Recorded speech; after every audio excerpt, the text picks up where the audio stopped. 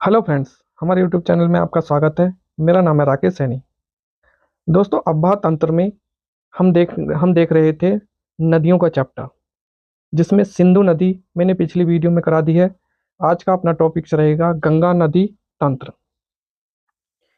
Video start करने से पहले आपसे निवेदन है, हमारी वीडियो को अपने दोस्तों में शेयर करें और हमारे चैनल को सब्सक्राइब अवश्य करें। चलो स्टार्ट करते हैं गंगा नदी तंत्र। देखो, सबसे पहले बात कर लेते हैं इसकी लंबाई की। तो इसकी जो टोटल लंबाई है वो 2525 किलोमीटर की है। जबकि ये गंगा नदी जो निकलती है गंगोत्री ग्लेशियर से निकलती है। गंगोत्री ग्लेशियर में एक स्थान पड़ता है गोमुख, वहां से निकलती है भगीरथी के नाम से। फिर आगे चलती हुई देवप्रयाग में मंदाकिनी नदी मिल जाती है और देवप्रयाग में ही इसका नाम गंगा पड़ जाता है। जबकि इसकी एक सहायक नदी है सतोपंथ हिमानी, यानी कि ग्लेशियर से निकलती है ये अलकनंदा नदी। अलकनंदा नदी में धौली गंगा, मंदाकिनी और पिंडार पिंडार नदी ये आके मिल जाती हैं अलकनंदा में। और रुद्रप्रयाग में इसका मिलन हो जाता है मंदाकिनी और अलकनंदा का। और भगीरथी और अलकनंदा जो मिलती हैं वो देवप्रयाग में आके मिल जाती हैं, यहीं पे इसका नाम गंगा पड़ जाता है। ये इसकी बाईं ओर की मिलने वाली नदियां हैं, जैसे रामगंगा, गोमती, घाघर, गंडक, बूढ़ी गंडक, कोसी, महानंदा और अंत में आके ब्रह्मपुत्र नदी से मिल जाती है और पश्चिमी बंगाल में सुंदरवन का डेल्टा बना देती है। जबकि इसकी दाईं ओर से मिलने वाली नदी जो सबसे लंबी नदी है, इसकी सहायक नदी यमुनोत्री ग्लेशियर से यमुना नदी निकलती है। इसकी सहायक नदी चंबल, सिंध, बेतवा, केन ये यमुना की सहायक नदियां हैं। और यमुना किसकी सहायक नदी है? तो गंगा नदी की।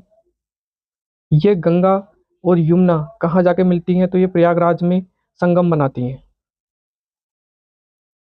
टोंस नदी, सोन, फाल्गो और पुनपुन ये दाएं हाथ से मिलने वाली, और एक है दामोदर, दाएं हाथ से मिलने वाली इसकी नदियां हैं सहायक नदियां गंगा की।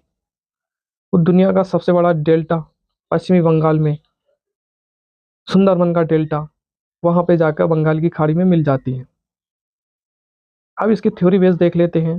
देखो, गंगा नदी उत्तराखंड राज्य के उत्तरकाशी के गोमुख गंगोत्री ग्लेशियर से निकलती है। शुरू में इसका नाम भगीरथी नदी नाम से जाना जाता है, लेकिन देवप्रयाग में जहां यह अलकनंदा से मिलती है तो इसे गंगा कहा जाता है। यह नदी पहले उत्तराखंड, हरिद्वार में मैदानी क्षेत्रों में आती है, फिर यूपी में, फिर बिहार में, फिर झारखंड में और बंगाल से होकर बहते हुए अंत बंगाल की खाड़ी में जाकर मिल जाती है। यदि अगर गंगा की बात करें तो यूपी में गंगा का जो विस्तार है लगभग वो 1450 किलोमीटर का है और उत्तराखंड में 110 किलोमीटर का।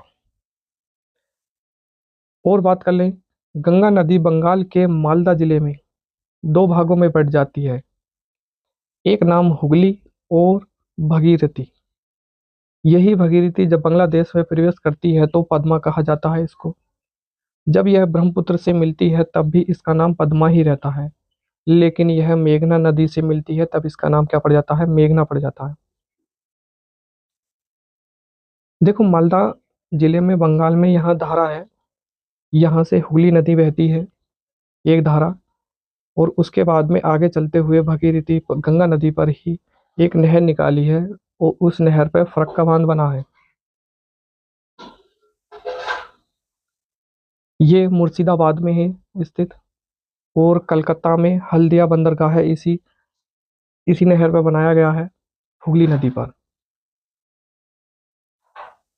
और उधर से ब्रह्मपुत्र नदी, बांग्लादेश में इसको जमुना के नाम से जानते हैं, इसकी सहायक नदी मेघना है और बराक है। ये दुनिया का सबसे बड़ा डेल्टा है सुंदरवन का डेल्टा। यहाँ पर मैनग्रोव वन पाए जाते हैं, सुंदरी नामक वृक्ष भी पाए जाते हैं यहाँ पर। अब देख लेते हैं गंगा के नाम। देखो, सबसे पहले भगीरथी नदी पर ही टिहरी बांध बना है, जो 2400 मेगावाट बिजली बनती है यहाँ पर। कोटेश्वर बांध भी है भगीरथी नदी पर। और अलकनंदा और भगीरथी दोनों का स्थान क्या कहलाता है? देवप्रयाग कहलाता है। गंगा के नाम देख लेते हैं। सबसे पहले गंगा का जो नाम आता है भगीरथी, फिर गंगा नदी, फिर भगीरथी, ये भारत के अंदर है। पद्मा और मेघना ये दोनों कहाँ हैं? तो बांग्लादेश में इसके नाम है। पंचप्रयाग की बात करें तो देखो, विष्णु प्रयाग विष्णु गंगा है। अब अलकनंदा और नंदाकिनी ये दोनों जो मिलती हैं ये नंद प्रयाग में मिलती हैं। वहीं अलकनंदा और पिंडार नदी ये कर्णप्रयाग में मिलती हैं। अलकनंदा और मंदाकिनी रुद्रप्रयाग में, अलकनंदा और भगीरथी देवप्रयाग में। और विष्णु गंगा और धूली गंगा का मिलन स्थान क्या कहलाता है? तो विष्णु प्रयाग कहलाता है। अब एक साथ देख लेते हैं गंगा नदी की सहायक नदी। तो देखो, एक सहायक नदी है घाघर नदी, जहां पर तिब्बत में इसका स्थान है, तो उद्गम स्थल है मापचुंगी ग्लेशियर से। 1080 किलोमीटर है इसकी लंबाई। बाराबंकी में जाकर मिल जाती है ये गंगा से। और जबकि यमुना नदी यमुनोत्री से निकलती है, इसकी टोटल जो लंबाई है वो 1385 किलोमीटर की है। तो गंगा की एकमात्र सहायक नदी, सबसे लंबी नदी है यमुना नदी। और यमुना नदी की ही एक सहायक नदी है चंबल नदी, इसकी लंबाई है 1040 किलोमीटर। अब चंबल नदी जो निकलती है वो जनापाव पहाड़ी विंध्याचल पर्वत से निकलती है मध्य प्रदेश में। गंगा की सबसे लंबी सहायक नदी, तो दूसरे नंबर पर बात का, पहले तो हो गई यमुना नदी, दूसरे नंबर पर हो गई घाघरा नदी, और तीसरी पे है चंबल नदी। अब यमुना की सहायक नदी टोंस नदी है, चंबल है, सिंध है, बेतवा है। गंगा की कह सकते हैं वो केन है, ये इसकी सहायक नदी है यमुना की। और यमुना किसकी सहायक नदी है? तो गंगा की नदी है। यमुना की बात करें तो यह नदी ग्रेट हिमालय में स्थित यमुनोत्री ग्लेशियर से बंदरपूंछ उत्तरकाशी से निकलती है। पहले उत्तराखंड, फिर हिमाचल प्रदेश, और फिर हरियाणा, दिल्ली और यूपी से होकर गुजरते हुए प्रयागराज में गंगा नदी में जाकर मिल जाती है। यह भारत की सबसे लंबी सहायक नदी है। सहायक नदी, दुनिया की सबसे लंबी सहायक नदी कौन सी है? मडीरा नदी है, जो अमेजन की सहायक नदी है, ब्राजील में पड़ती है ये। और भारत की सबसे लंबी नदी, सहायक नदी किसकी है? तो यमुना, गंगा की क्या है? यमुना, जो भारत के अंदर है। देखो, सिंधु नदी ट्रांस हिमालय के कैलाश पर्वत से निकलती है और अटक पाकिस्तान में जाकर अरब सागर में मिल जाती है। वहीं गंगा नदी ग्रेट हिमालय से निकलती है और हरिद्वार उत्तरकाशी होते हुए बंगाल की खाड़ी में जाकर गिर जाती है। यमुना नदी ग्रेट हिमालय का पार्ट है, जबकि जगती हरियाणा में जाकर यह समाप्त हो जाती है।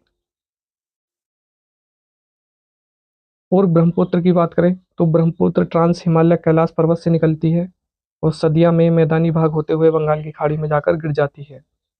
यमुना नदी के किनारे बसे शहर, तो जैसे देहरादून है, जगाथी है, सोनीपत है, दिल्ली है, मथुरा है, आगरा है, कालकी है, हमीरपुर है, और अंत में प्रयागराज है। इतने शहर यमुना नदी के किनारे स्थित हैं। रामगंगा, देखो इसकी जो टोटल लंबाई है वो कितनी है? 590 किलोमीटर की है।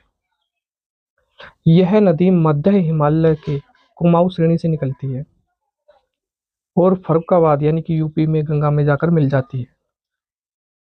इस पे जो शहर हैं वो जैसे बरेली है, मुरादाबाद है, रामपुर है, ये जो शहर है। गोमती नदी, इसकी टोटल लंबाई 940 है। यह नदी यूपी के पीलीभीत के दलदली क्षेत्र से निकलती है। इसके किनारे प्रसिद्ध शहर जैसे लखनऊ है, जौनपुर है, आदि शहर स्थित हैं। सरयू नदी, सरयू नदी यह ग्रेट हिमालय पर्वत के काली नदी के नाम से जानते हैं। शारदा नदी और सरयू नदी के नाम से जानी जाती है। आगे चलकर यह घाघर नदी में मिल जाती है और फिर घाघरा के नाम से जानी जाती है। इसके कई सारे नाम हैं। काली नदी के नाम से निकलती है, फिर शारदा, सरयू, फिर चौक नदी, फिर बाराबंकी अयोध्या में घाघर नदी मिल जाती है।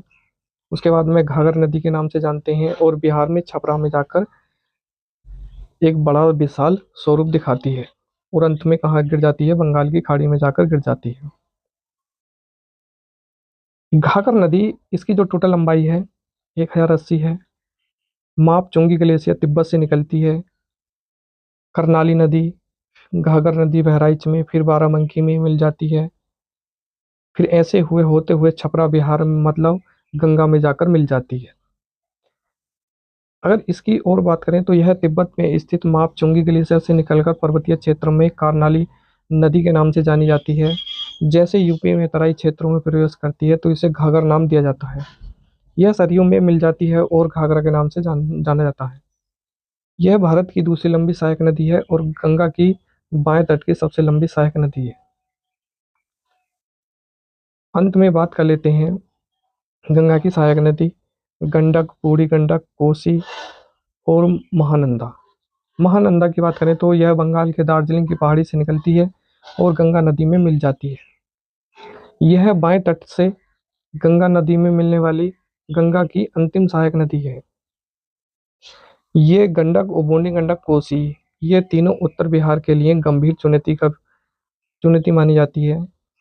भारत का सबसे गरीबी क्षेत्र कालाहांडी, बोलागीर और कोरापुर जैसे जिले हैं उड़ीसा के।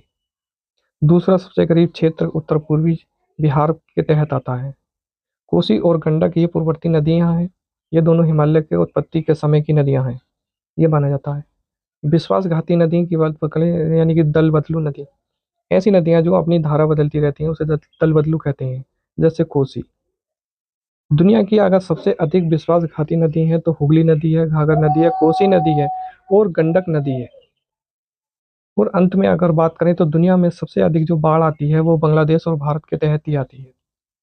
तो दोस्तों आज की वीडियो केवल इतनी ही रहेगी, जल्द ही इससे अगली टॉपिक्स लेकर आऊँगा, तब तक के लिए धन्यवाद।